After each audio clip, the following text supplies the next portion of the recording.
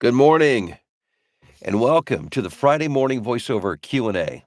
I'm Bill DeWeese. How are you doing? Welcome. In case you don't know, in case you've never been to this live stream or this channel, maybe you're new, and if you are, welcome. I am a professional voice talent, voice actor. I've been doing it full time for the past 18 years. I'm a coach, demo producer, and author of a couple of books, including Get Paid Using Your Voice, Get Found, Get Heard, Get Hired. Link below in the description if you're interested in this book. My apologies. Yeah, I'm still battling this. Rob Ryder on the stream this morning says, hoping you're back to 100% very soon. His question was, how do you really feel? Maybe we don't really want to know. Have you ever heard the phrase death warmed over? That's what I feel like today. I feel like death warmed over. I feel like crap, this cold. I've just been lethargic for the past 3 days. I don't know if it's more than a cold or not, but it's been, ugh. That's ugh. There, I can't use my words today. I feel like that sound. That's how I feel this morning. But it's okay. I'm glad to be here. I can communicate and we can do our thing, and so it's all good. I appreciate you being here. If you haven't yet, make sure you check in on the live chat here because what we do on Fridays, well, every weekday mornings for me, but every weekday at this time we get together to talk voiceover. I just like to huddle up. We call it the voiceover huddle, so I can share a tip, trick, strategy, something to help you out in your voiceover career. And then on Fridays, traditionally what we do is Q&A. And so it's what I call popcorn question and answers. No deep dives. It's just try to answer as many questions I can in the time that I have. So if you've got just throw a brief question up in the chat and I'll give you an answer to that. And we'll take it from there. As I was logging, right before I logged in to do this live stream, I don't have time to respond to all of and my apologies to all the comments and questions I get on social media. It's just I just can't do it. I can't do it, but I try to read as many as I can. And this morning, I had the most interesting. Occasionally the trolls come out, which I mean, it is the internet after all, right? What fun would it be if there weren't people occasionally taking a shot? And so somebody had made a comment about my recommendation that as a voiceover talent, at some point you need to consider getting a professionally produced demo. And he's like, "Oh, so you need a demo?" And oh, it's I say, "Oh, so you're a demo producer? How convenient!" It's like you got me. It was a gotcha moment. He got me. In case you didn't know, I'm a demo producer. But it's kind of like going, if you were talking to a car mechanic and a car mechanic said, you really should change your oil in your car every 3,000 or 5,000 miles or whatever. And you'd be like, ha, you're a mechanic. You want me to change my oil so you can change the oil and make the money. Well, yeah, maybe or maybe not, but it doesn't change the fact that you still need to change the oil in your car every now and then. And obviously, you don't have to hire me to produce your demo. But anyhow, it was a good chuckle for me this morning. I need to be entertained occasionally, especially when I'm feeling like this, and I find that stuff to be very entertaining and interesting. Hope you've had a good week, and I hope you're not dealing with this, and if you are and somebody asks that, "Well, how do you deal with a cold?" Well, unfortunately, there's no cure for this. There just isn't. You just gotta ride it out. I have found that, I'm no doctor, and I'm not offering you medical advice, but I will tell you that I have found those, zinc lozenges, like Cold Ease, and I think Walgreens and Walmart make their own brand, private label brand. Um, they do shorten the duration of a cold, and unfortunately, I didn't think about that, so I haven't had it. I just thought about that this morning now that I'm, like, 3 days into this thing. But, this morning, I did have a project for New Mexico PBS. I record their weekly promos and such. And, I recorded what they sent me. Yeah, sounding like this. And I said, "My apologies. I have a cold. This is the way I sound. I would be very happy to re-record this when I clear up. If you would like, just let me know." So, if that helps you. That's the way I deal with this kinda thing.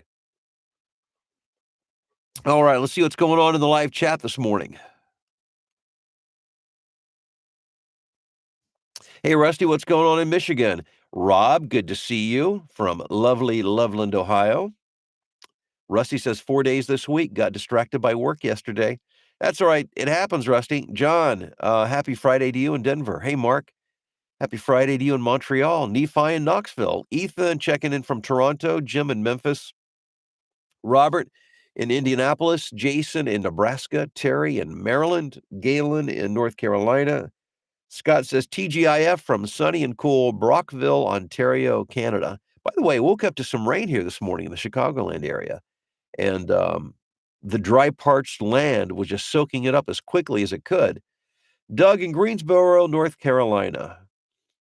What's the average cost when buying beats or music for your demos? A buy from where? Well, what I do is I subscribe to a service. There are numbers of like production music services out there. Personally, and by the way, I don't get paid for this is not an affiliate endorsement. They don't pay me to say this, but storyblocks.com is what I use. And also, if you're working on a really slim budget, if you go to YouTube and search copyright free music, not royalty free. Royalty free doesn't mean it's free. What it means is that once you buy it, you don't have to pay for it every time you use it. Copyright free means there's no restrictions on it.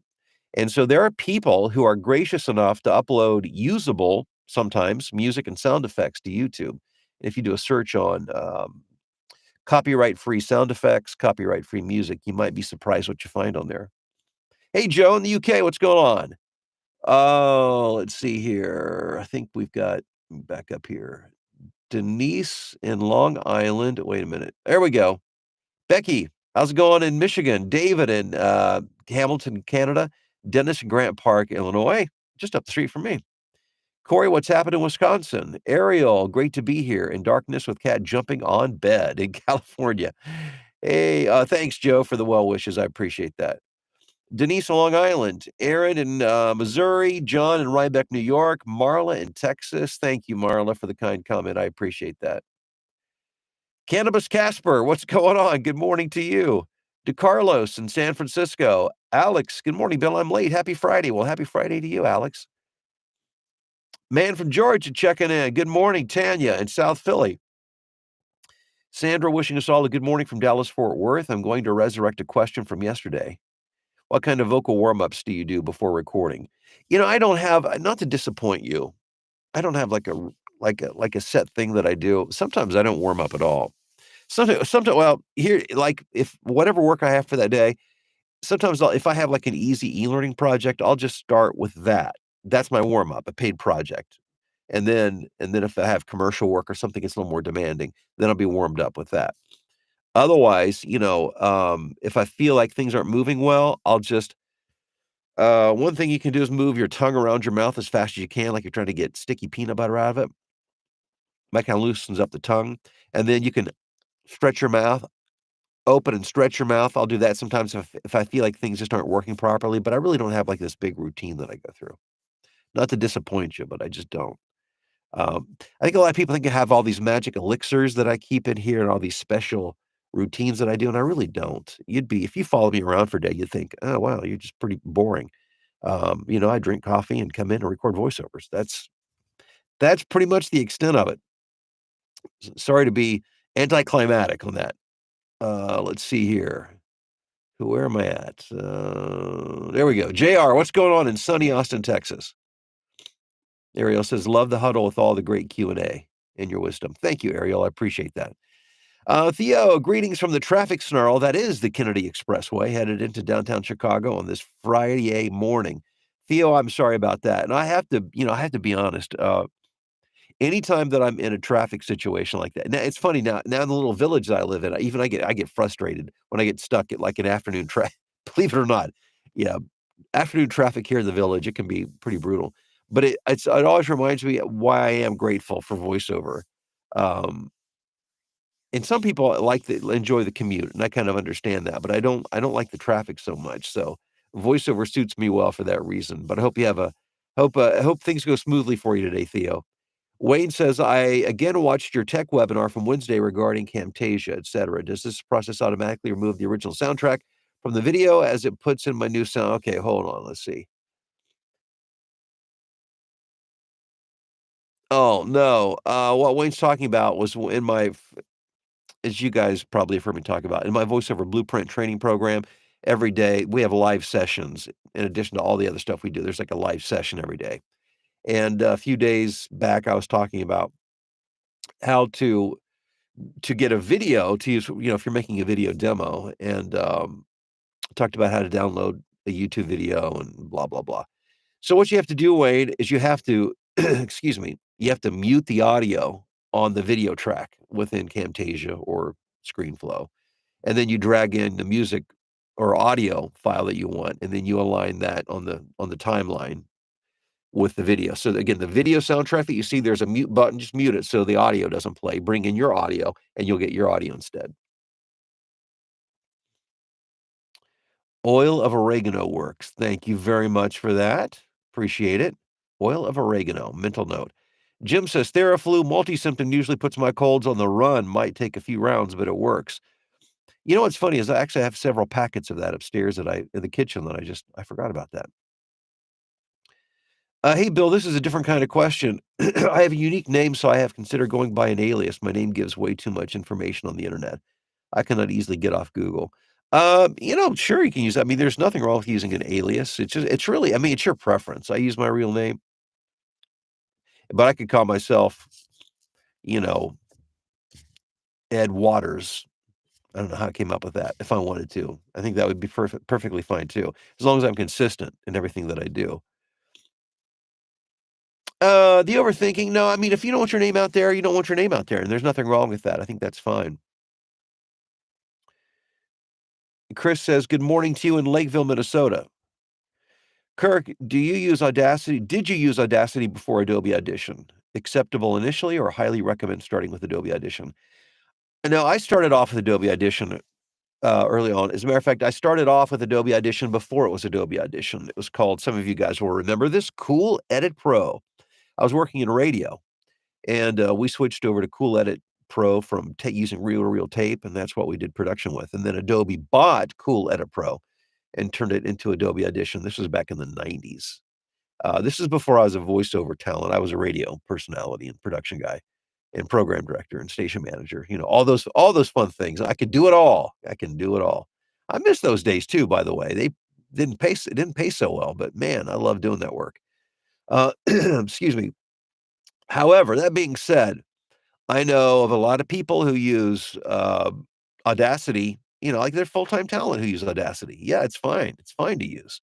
Now, it might be a little buggier. I mean, it's open source, so you gotta take the good with the bad.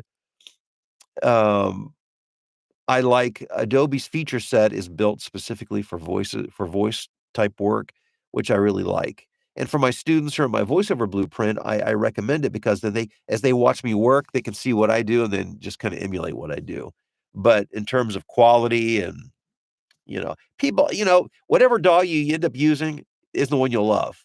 People swear by Reaper, by Pro Tools, which is beyond my, I can't imagine working out of that monstrosity. It's a great program for music production. Logic Pro, I mean, again, same thing. I mean, and I've got Logic Pro. I use it for music, but I don't use it for voiceover. Just wait. For me, it's too complicated. It's too not complicated. It's too cumbersome for voiceover. Um, but Audacity, great program. Checking you from Chattanooga. Nice to see you're recovering. Thank you. Appreciate that. Oh my gosh. Let's see here, guys. I can only do one or two more of these, or I'm getting lightheaded. I'll pass out here. And nobody wants to see that happen. Viv says, I'm at the point of doing mass mailing. A lot of emails are bouncing back. I have my own domain. Now I'm looking into DNS, SPF. I see that's what might be stopping my emails. Any thoughts? Um, well, I tell you what, you're far more technical than me. You know, if things bounce back to me, I just don't, I just keep moving on to the next person. But I will tell you this, if you send out like too many emails at a time, yeah, that kind of thing's going to happen. One thing you can do to help minimize that, a best practice, is only send out a few at a time, maybe 5 at a time. So like don't sit down and send out 50 emails at one time. That could be a problem. So try that. You might find that helps. Thank you, Nurse Jolie. I appreciate what you're saying. She wants me to rest up this week. Sorry, under the weather. Thank you, and I will. I will rest up. Hey, Professor Tracy, how are you doing in Rochester? Ariel asks, creating basic demo you advise, spoken word, no music for Fiverr to get started. Problem? I hear mouth smacks when I put all my at full volume. My sound engineer friend says she doesn't hear. Same thoughts. Well, first of all, okay. Yeah, I recommend not producing with music when you first get started because unless you have that skill set, and if you do, go for it. but don't try to do more than it's best when you first started getting started off. Let's just start with what you can do. Let's just record the voice and get it nice and clean. Now, here's the second thing you need to keep in mind is that you as a voice talent will be way more sensitive to what's going on than anybody else listening. If your friend doesn't hear what you're hearing, chances are you're overhearing, over listening. And what I mean by that is that I had this conversation. As a matter of fact, I was coaching somebody the other day, earlier this week, and she was spending an inordinate amount of time editing um, mouth noise. And you can get to the place where you hear things that nobody else will ever hear. And I know this because, I mean, I do this for a living all day long. And there's some best practices. I mean, you learn how to use room tone.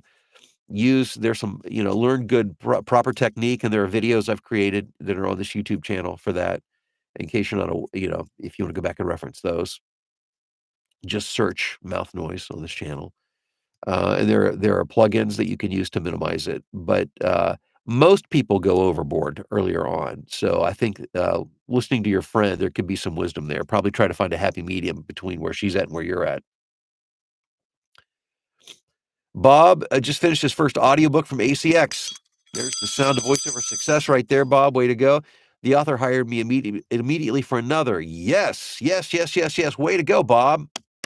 Congrats, man. That's awesome. Jolie used Cool Edit Pro 2 at KRWC. How about that? Jim, open source means that it's not owned by a company. It's like it's public domain. So like developers, anybody can add to it. Can change it, and so it's out there for anybody to fool around with that wants to.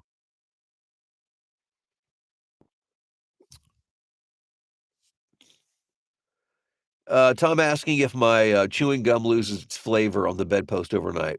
No, not the gum I use. Every morning when I pull it off the bedpost, it's awesome. Phil in Tokyo, what's going on? Hey, Bob, sorry you're under the weather. I'm dealing with COVID this week myself. Yikes. So sorry about that. Yeah, rest up. Oh, thank you very much, guys. Ariel says, thank you, Bill. Been aching to get started. Probably my perfectionist ear hearing more clicks. Aha. Yeah, I mean, there's no doubt. And, if you talk to my daughter, Mallory, it's the same thing. We have this conversation all the time. We just, when you do this all the time, you become hypersensitive to everything. It's like, how they say if you lose one of your senses, like if you can't hear or if you're blind or whatever, you will overdevelop your other senses to compensate. It's like when you become a voiceover talent, you're just like so dialed in. You hear every single thing. Hey guys, thanks for being here. I appreciate it. Thanks for checking in. Again, sorry about all this. Hopefully next week you know, I'll be in a better mood and sound better and all that good stuff. Have a great weekend, and we'll talk to you soon.